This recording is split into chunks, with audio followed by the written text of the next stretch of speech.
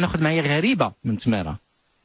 الو السلام عليكم. وعليكم السلام اختي غريبه. مصطفى لاباس؟ الله يبارك فيك. مبروك عواشك. واش انت الله يبارك فيك، واش انت غريبه الطبع ولا غريبه الاسم؟ غريبه في الطبع، لان كل حاجه عندها معنى، يعني حتى الاسم غريبه وتمارا هي تمارا. يعني انا اختاريت هذه الاسماء ماشي اسمائي وبس عندهم معنى بالنسبه لي انا. لا غريبه. نعم سي مصطفى. ما عرفت بعد اول حاجه مخلوعه باش نعاود لك. مرحبا بك غريبه. مخلوعه بحال خايفه والحمد لله اللي شفت لي الخط، لان يمكن كثر انا ملي كنتي كدير البرنامج ديال القلوب مفتوحه وانا معكم. مرحبا اختي غريبه من تماره. ايوا ما عرفتش والله، ما عرفت منين غادي نبدا. شحال العمر ديالك غريبه اختي؟ ان شاء الله في نهار الحد 20 شهر 9 غادي نكمل 36 سنه.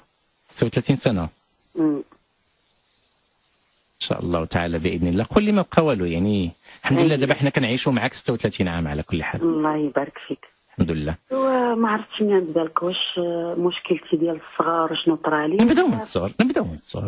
انا عايشه. نبداو من الصغر. المهم انا كنت صغيره وبا كان يعني فقير على قد الحال، هو اللي خدام مع في الدار.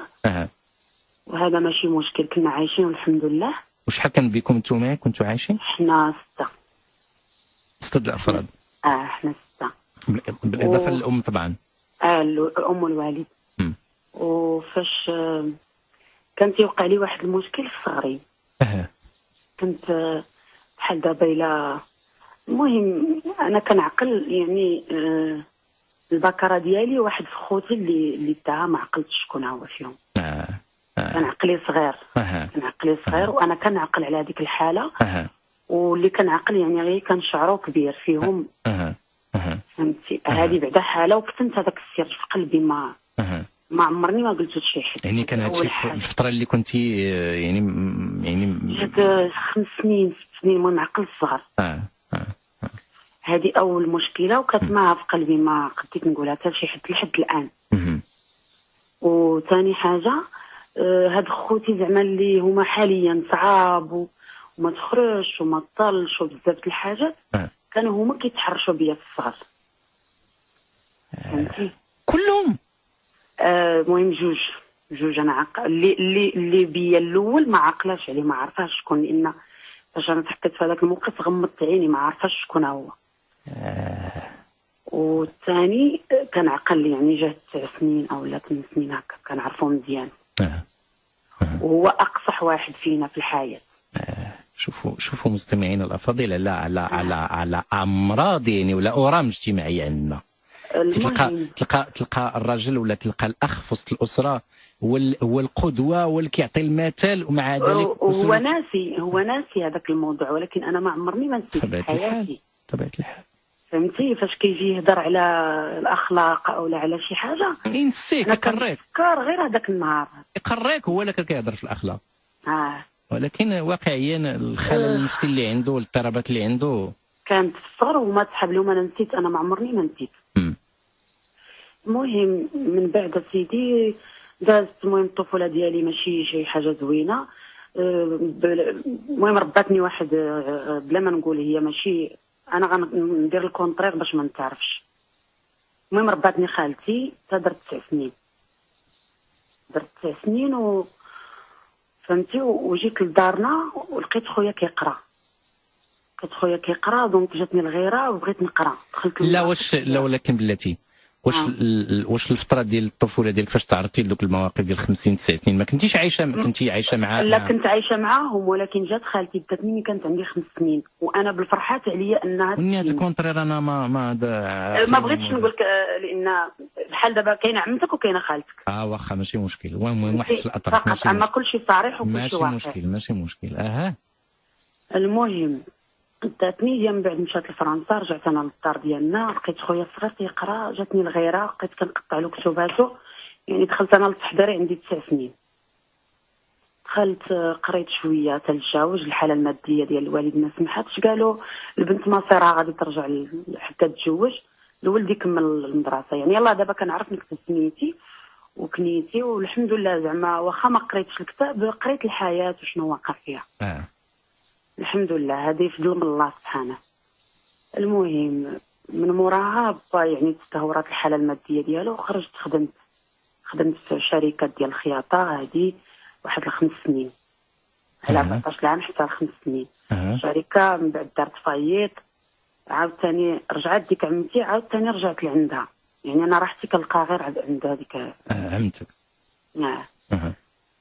المهم هما الزيار، ما تخرجيش، ما ديريش، ما تهزيش التليفون، الا هزيتي التليفون حيد لك يدك، الا درتي فهمتي. وانا اللي في راسي بكثرت هذاك الضغط هو اللي كندير. هادشي في دارها هي؟ انا في دار وحده اللي مربياني، ولكن وميم طو خوتي هما اللي كيتحكموا فيا. ما با الله يعمرها تلعب، با ما عمره ما ضربني حتى بشي. ويا كنتي عايشه معاها كيفاش مال خوتك؟ كل ساعه كيجيو عندك، ماشي بعيد، بنادم راه يمكن غير 10 دراهم ديال الطاكسي هو عندك، ولا فهمتي. يعني قراب ديك الشيء، مراقبه دائما. ما عليناش. المهم انا شويه زغت في المراهقه، ولقيت شويه الحريه وتنكذب كتجي معايا، فهمتي كيفاش. في وسط هاد الكذوب والزيغه وداك الشيء شنو كان، يعني كيفاش كانت حياتك؟ يعني بحال الطيش، فهمتي. ديك الضغط اللي تيديروا ليا ويقولوا لي لا هذه خايبه، ديك الخايبه هي اللي كندير، فهمتي. نكذب، نمشي نشرب قهوه، نمشي لبلاصه اخرى، نمشي هادي. المهم حتى وليت بحال ادمان. المهم ادمان على اش بالضبط؟ ادمان على الحريه اللي ما كنتش لاقيه، فهمتي. اي فرصه جاتني كنتمدد في ديك الحريه، ماشي كندير انا قهوه ونرجع مع 8 ولا 9. نقدروا نقولوا كتزيدي فيه؟ كنزيد فيه بهذا المعنى نيت. واخا. المهم صافي زغت شويه. واحد النهار انا غادي نحضروا في واحد الحضره ديال العائله وديك الشيء. خديت انا واحد النمره ديال التليفون من عند واحد السيد غير باساجي هكا دايس، عطاني نمرته، خديتها، قلت هذه الفرصه، بنادم غدا الكوفور غادي نصوني عليه مع التليبوتيك ونشوف واش نشوفوا ولا ما نشوفوش، الله اعلم. وكيوقف عليا غير خويا ديك الساعه في التليبوتيك. هادشي اللي كنعاود لك في 2001. في 2001 16 شهر 4. شحال 16 شهر 4 2001. انا مواليد 79. اييه. المهم بهذاك الخوف اللي انا خفت منه، اللي هو اللي كان تيعذبني وتيضغطني، هو اللي كان تتحرش بيا في الصغر. ماشي كيتحرش بيا نيت داك الشيء. يعني ماشي تجاوز كاع التحرش. ماشي غير خوك تيلمس ولا لا. يعني كان ايحاءات جنسيه كاع.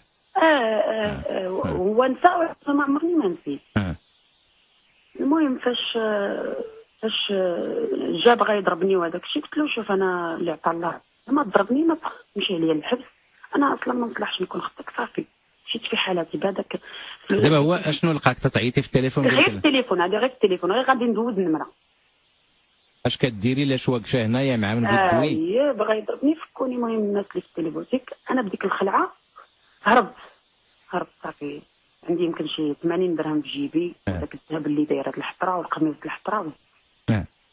صافي زدت ما عرفت راسي فين غنمشي. كان نعرف واحد النمره ديال واحد السيده، عيطت لها قلت لها بغيتك دابا، قالت لي انا راني في واحد البلاصه ماشي في البلاصه اللي انت راكي واقفه فيها. المهم الحصول تسنيني انا جايه. جات هذيك السيده، انا مشيت عندها على اساس زعما غادي تشوف لي شي خدمه، غادي دير لي المهم شي حل. انا كنعرفها زعما يديها طويله، لا بغيتي شي حاجه هكا فهمتي. المهم كتقضي انا كنسحب في المصالح، ماشي كتقضي في المسائل الخايبه. اييه. المهم جلست عندها شي 3 ايام، جات عندي قالت لي شوفي انت جلستي مرحبا بك وكل شيء، وداركم تيقلبوا عليك، ولكن بنت الناس اجيني للصراحه، واش انت بنت ولا مراه؟ لا انا مراه. قالت لي ولكن انت مراه غادي تنوضي تخدمي على راسك. انا ما قلت لها كيفاش زعما؟ قلتي لي غتقلبي على شي حاجه، انا عندي خبره في شركه الخياطه، كما تشوفي لي في الشمال ولا هذا. قالت لي انا ما نكذبش عليك، انا غنصيفطك، وراه كيفاش طريقه الخدمه، وسمح لي غادي تجيبي قده وقده، تعطيني فيها قده وقده. اش غتجيبي؟ زعما بحال بيزنس، بحال حاشاك. يعني زعما انت مني تكوني يعني. مني تكوني مع شي مني تكوني مع شي واحد عطيها النصيب ديالها. عطيني النصيب وكذا. المهم داك الشيء تكرر المره الاولى بكيت، المره الثانيه بكيت، المره الثالثه بكيت. من بعد وليت انا كنقول لها واش اليوم كاين شي حاجه، شنو غندير؟ كاين شي كليان جديد. المهم جلست عندها تقريبا شي 15 يوم يعني كنجيب لها داك الشيء اللي خاصها والفلوس وغير باش تضحك هي وتنعس انا مرتاحه، خصني نرضيها. فعلا انا شويه بحال حليت عيني، قلت هذا علاش نرجع انا اليوم لهذا الدار، اجي نمشي نشد الطريق فين ما خرجتني غادي يدير الله الخير. واخا هي طريق زعما ما يمكنش، زعما ما نبقاش غير عايشه تحت الظل ديالها، نستقل براسي. فعلا مشيت المهم لواحد لوطيل مع الهلايلي وداك الشيء، وقفت شريت هكا جوج ديال الديطايت انا باش نكمل زعما الكارو باش نبان زعما راه كنفهم. مشيت وقفت، المهم بقات هكا هذيك الحاله كتستمر، وانا ما كارياش وميمطو ما كنباتش في الزنقه، كنبات غير في ديك البلاصه. لان هذاك العالم كيشد الانسان جديد بالاحضان.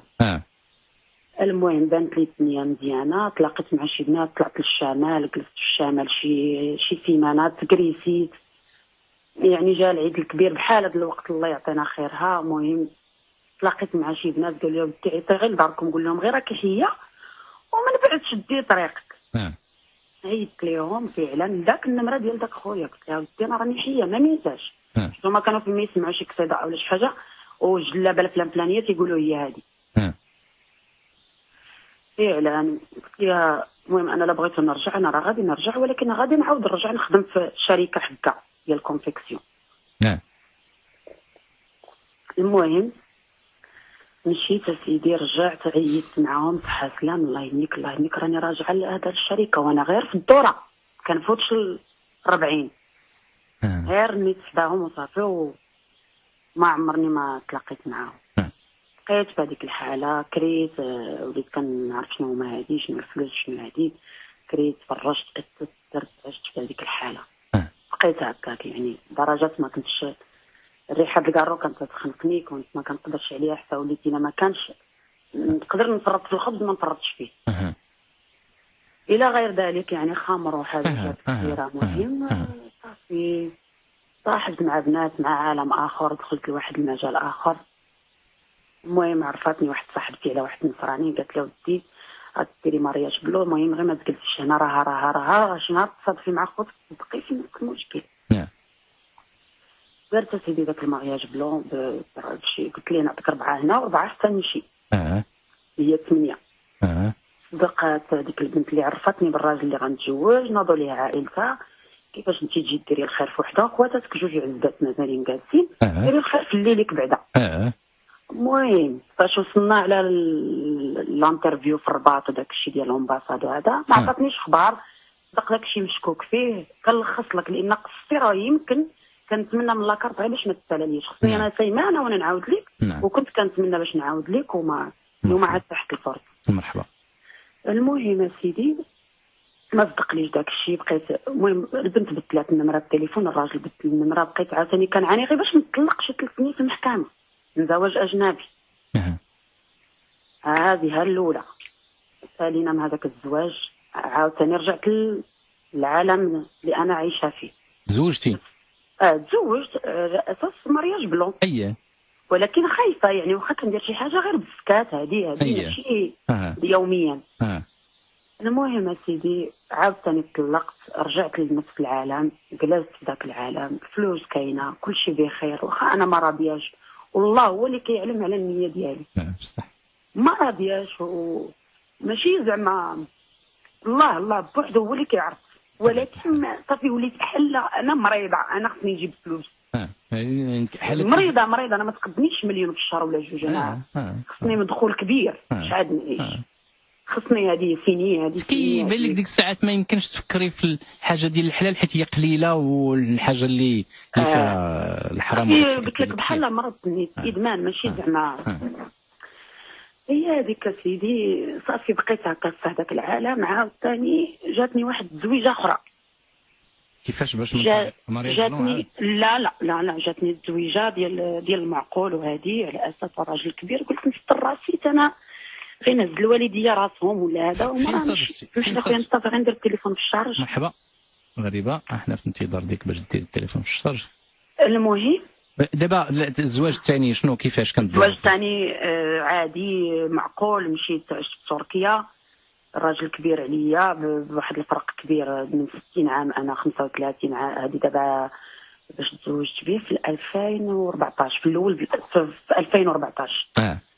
المهم جلست معاه واحد 6 شهور، جا خطب عطاه الصداق. المهم فرحوا مساكن. هما ماشي تقول زعما كيكرهوني ولا شي، رغم ذلك رغم هذاك زعما راه ماشي ما واصلاهمش. راه الانسان كيتبدل في وجهه، كيتبدلوا شنايفو، كيتبدل اللون. واصلهم ان انا راه ما غاداش في الطريق الصح. ولا يمكن هما غالطين معايا كيقولوا نسامحوها باش ما تمشيش في خطره. فهمتي شنو؟ خوتك هادو خوتي، اما امي وبا اطيب خلق الله. المهم انا معليش، انا كنقول صافي كنبغي ننسى، ولكن في الداخل ديالي انا ما عمرني ما نسيت هذاك الشيء. المهم فرحوا ملي تزوج بهذاك التركي. هادي مشيت عشت معاه شي 6 شهور في اسطنبول. ما تفاهمناش، اللغه ما عنديش، عقليه انا غير، وكاك حبست يعني ما عرفني لا كنكمل لا كنشرب لا حتى شي حاجه. حبست قلت غير نستر راسي ونصلي ونعبد الله، ياك ما ربي يغفر ليا. ما قسمش الله. جا السيد قال يجيب لي الكادويات، يجيب لي الذهب، يجيب لي السكان. قلت له ودي انا راه ما بغيت حتى حاجه، انا راه بغيت الا فيا شي برد ولا شي حاجه تجري معايا، بغيت وليدات. فهمتي؟ انا ما محتاجاش لهاد الفيرما وهذا العالم. انا بغيت، انا شايفه الحمد لله، شايفه الدنيا كامله من الداخله حتى لطنجه. انا بغيت نولد. قال لي لا، الا كان غير على الاولاد ما تفكريش فيهم. قلت لي علاش ما نولدش؟ انت عندك 3 الاولاد اللي يرحموا عليك، انا بغيت انا شي حاجه كبدا مني. جري معايا عند جينيكو، قال لي لا، انا ما نقدرش ندير معاك هذه المحاوله حتى ندير لك التحليله في الزغبه اللي خرج شعرك.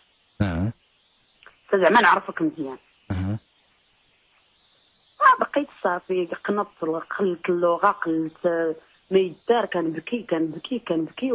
قال لي ودي انا ماشي جايبك باش تبكي. لا ماشي. وعلاش ما درتيش هذوك التحليلات ديالك؟ ما بغاش هو. قال لك انا ما نقدرش نجري معاك في الجينيكو ولا تقولي لي من غدا حامله تحملي مسؤوليتك. فهمتي كيفاش؟ ولكن قال لك انا ما ندير هذا الشيء حتى تنعرفك مزيان حتى من بعد عامين. من بعد عامين حتى يفوت الفوت تنعرف الطباع ديالك وداك الشيء. عامين. انا عامين ربما ما نضمنهاش واش غادي يديرها ولا ما يديرهاش. فهمتي؟ يعني كون حسيت بشويه ديال الطمانينه نقدر نصبر عامين 3 سنين 4 سنين ماشي مشكل. وعلاش ما حسيتيش بالطمانينه؟ هو استغلالي كيبغي غير ديك الشيء ديالو صافي. بحالاش هذا الشيء ديالو؟ يعني يلاه العلاقه الحميميه اللي كتكون ما بين المراه وراجلها. ما عندوش شي موضوع اخر نضروا فيه، شنو خصك، شنو خص داركم، ولا شنو واقع لك، ولا شنو طاري بك. هذه هو احنا ما عندنا تا موضوع داك الشيء والدوش والصلاه، داك الشيء والدوش والصلاه صافي. ما احنا ما عندنا حتى شغل. الا خرجنا نفوجوا واحد 4 سوايع تنقول يا ربي غير تزيد دير بينا نيت شي طوموبيل شي مصيبه باش ما نرجعوش للدار. المهم عيطنا لواحد السيد صاحبو اللي دخل في الزواج وداك الشيء. قلت له ودي انا لقى لي الحل، انا ما نبقاش عايشه في هذا الشيء. يعني بحال كنت مع عالم ورجعت مع واحد كنحس به كيستغني. ما كاين حتى شي بديل، ما كاين حتى شي فرق زعما. صافي السيد كياخذ دواء واخا كبير. منين قلت له ديال اش هاد الدواء؟ قال لي الكوليسترول. هزيتو انا مشيت لقيت فارماسي كتهضر بالعربيه. قلت لها ديال اش هاد الدواء؟ قالت لي ودي راه بوغ كيكساش ماشي هكاك. ها الخدع يعني ما كنتي باغيني عادي راه غتكون تعيش حياتك طبيعيه. ماشي انت كتاخذ الدواء باش دير باش تلبي الرغبه ديالك. وانا كنموت 77,000 مره في الدقيقه. المهم هادي صافي فكيتها النيت انا وياه تما. جيت طويله. الله يهنيك الله يهنيك. بالزربه ما ناقشش معايا. قال لي غدا طيارتك صافي الوكاله المحامي طلاق ما عندك ما تساليش. جيت فعلا بقيت مخبعه في مدينتي. شنو غندير يا ربي؟ شنو غندير والعالم عرفني تشوش. واش غندير في هاد الفضيحه؟ واش غندير؟ بقيت ساقره يمكن من شهر 11 الى شهر 2. فين؟ في بلادي في المدينه فين انا ساكنه في المغرب. وبقيت ساقره في داري. خصني شي ما يمكنش انت غير 6 شهور طلقتي. قلت ما رضيتش باش نرضي الناس. قلت نزيد لشي بلاد اخر كما نطونطي فيها لا شونس كما نشوف شنو كاين. زدت سيدي لدوله من دول الخليج بلا ما نسميها. مشيت على طريق واحد الشبكه كثار من استغفرت الله اليهود وما يديروش هذاك الشيء. كيفاش عاودي ليا؟ مشيت يعني على اساس غادي نخدم. لا شكون عرفتي بعدا من هنا؟ شكون داك وكيفاش عرفتي؟ هذه غير فكره. بنت جالسين كنهضروا قالت لي مالكي مخبعه وجالسه وهذا ما غاديش ماشي نهايه الدنيا هذه اجي سيري زيدي لك البلاصه الفلانيه وبحالك بحال البنات ما تلقايت انت شي راجل كاع. قلت لها بشحال هادشي كيطلع؟ قالت لي ما تعطيك حتى درهم، حتى البي ديال الطياره يتخلص لك. قلت واخا.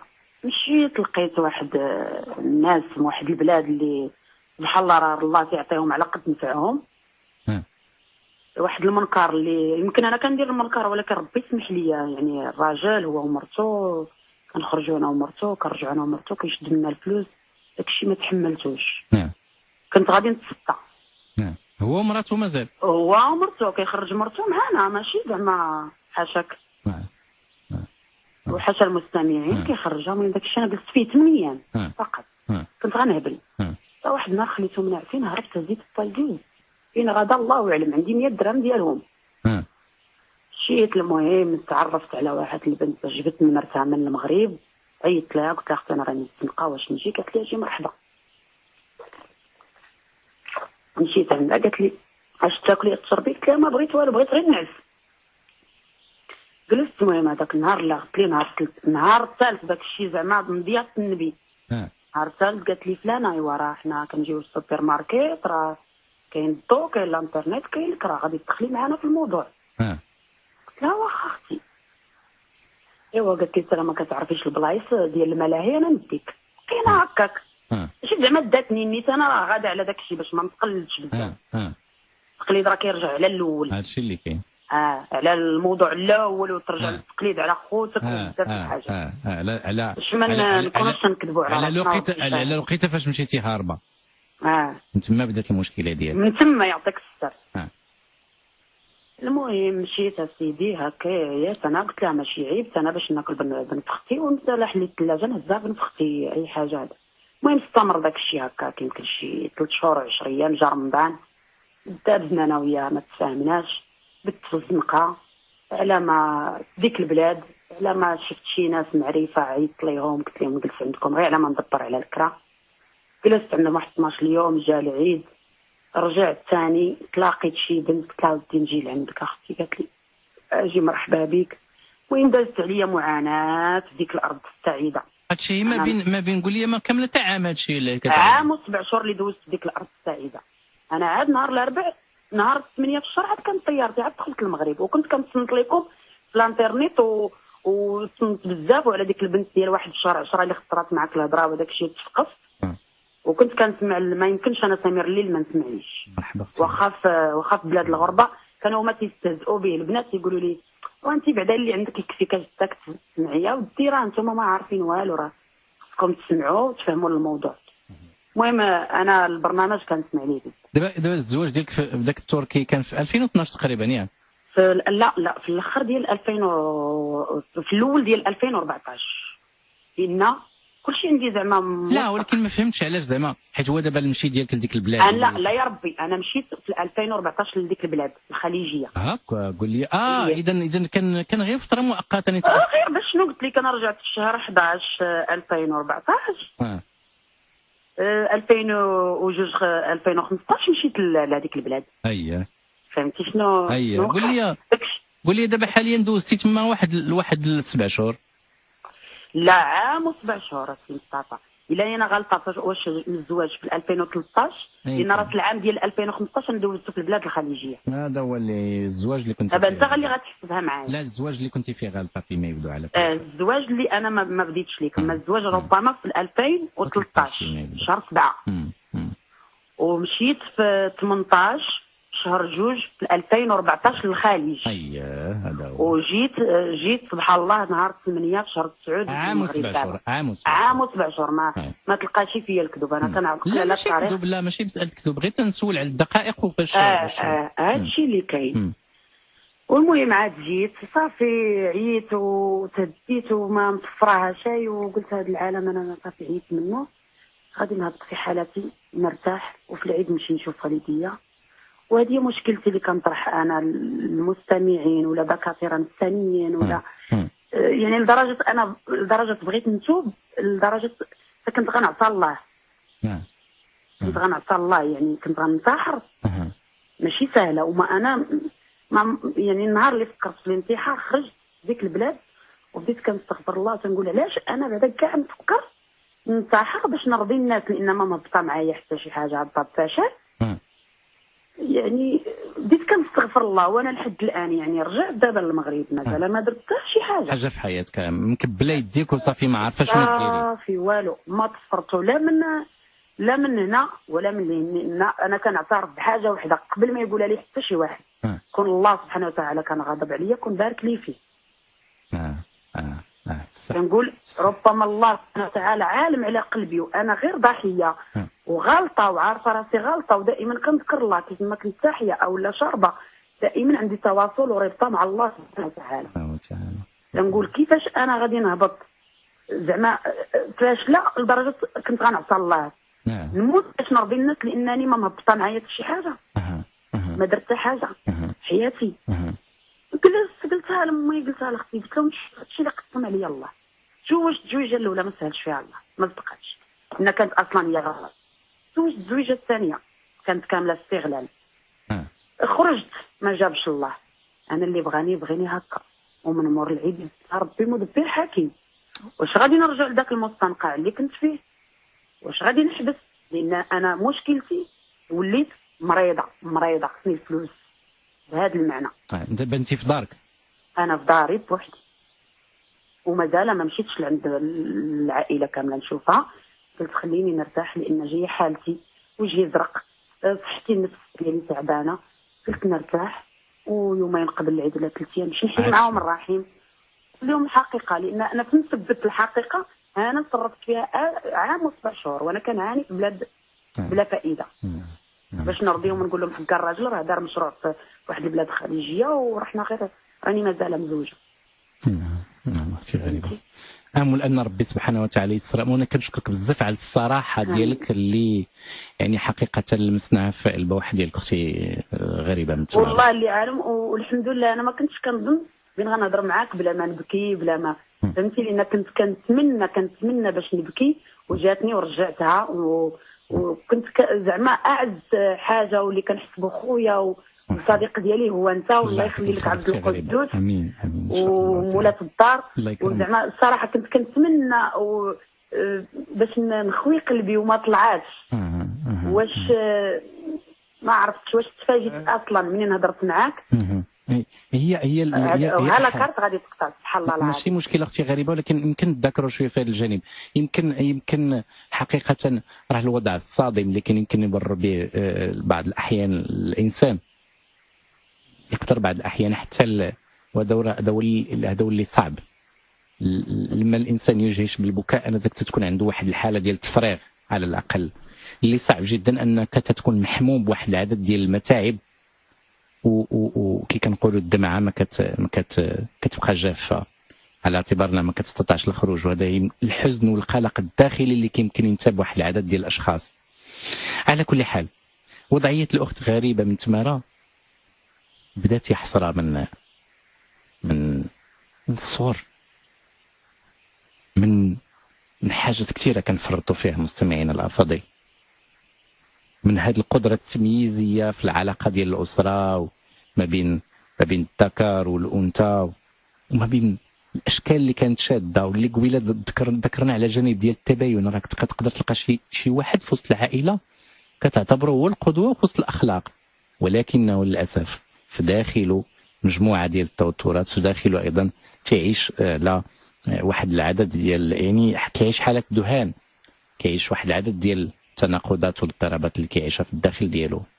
شفنا كيفاش تعرضت الحالات ديال للاسف في سن صغيره جدا ديال الاغتصاب، الواقع ديال هذا الشيء عليها.